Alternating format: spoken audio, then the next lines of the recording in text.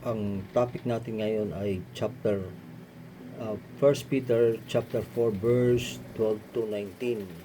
Babasahin ko from verse 12.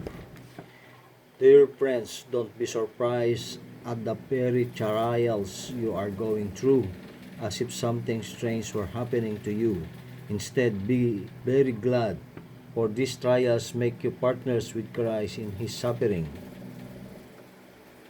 so that you will have the wonderful joy of seeing His glory when it is revealed to all the world. If you are insulted because you bear the name of Christ, you will be blessed, for the glorious Spirit of God rests upon you. If you suffer, however, it must not be for murder, stealing, making trouble, or prying into other people's affairs. But it is no shame to suffer for being a Christian. Praise God for the privilege of being called by His name. For the time has come for judgment, and it must begin with God's household. And if judgment begins with us, what terrible fate awaits those who have never obeyed God's word, God's good news. And also, if the righteous are barely saved, what will happen to godless sinners?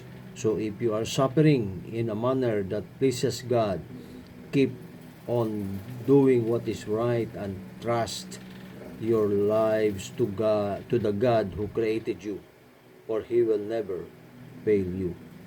Amen. Maraming salamat po at papurihin ang salita ng Panginoon. So ito ang topic po natin dito ngayon sa 1 Peter chapter 4 verse 12 to 19 ay suffering for being a Christian. Okay? So if you suffer, huwag kang mabahala o huwag kang magulat, no? Sabi nga dito very trials you're going through. Very yung mabigat at mga pagsubok na mabigat na pagdadaanan mo, huwag kang magulat. Bakit? Bakit? Because you dapat ay maging masaya ka. Dahil bakit? Ito ay for these trials make you partners with Christ in His suffering. So kasama mo ang Panginoon na nagsuffer, no? So dapat matuwa ka, at sa bandang huli yung trials o mga pagsubok na nararanasan mo ay walang katumbas na kaligayahan ang madadama mo kapag ito ay iyong malampasan. At huwag kang matakot, sapagkat anong sinabi ng Panginoon, I will never leave you nor forsake you. Sabi nga niya doon sa mga taong nananalig sa Kanya, mga taong tumanggap sa Kanya bilang Panginoon at tagapagligtas, ay hindi Kanya iiwan kahit sa anumang mangyari sa buhay mo. Kaya maging panatag ka, maging masaya ka, at huwag kang malungkot at huwag kang matakot, dahil it will not add a bit or it will not add a second of your life, no? Hindi madadagdagan ang buhay mo kahit na isang segundo kapag ka ikaw ay malungkot o natatakot, dahil mas lalong mangyari pa sa iyo, magkakaroon ka ng anxiety o depression, at mas lalo kang magkakasakit. Pero if you trust God, kahit anong mangyari sa buhay mo, sabi nga, if God is with us, who can be against us? So wag po matakot at wag malungkot, at ating katuwa, sapagkat tayo ay naging bahagi sa pagdurusa din ng ating Panginoon. At ang pinakahuli, sinabi nga niya, so if you are suffering, dito sinabi ng sa verse na to, so if you are suffering in a manner that pleases God, ibig sabihin, in a manner that pleases God, suffering. Ano ba yung that pleases God? Yung ikaw ay nagsuffer bilang isang Kristiyano, no?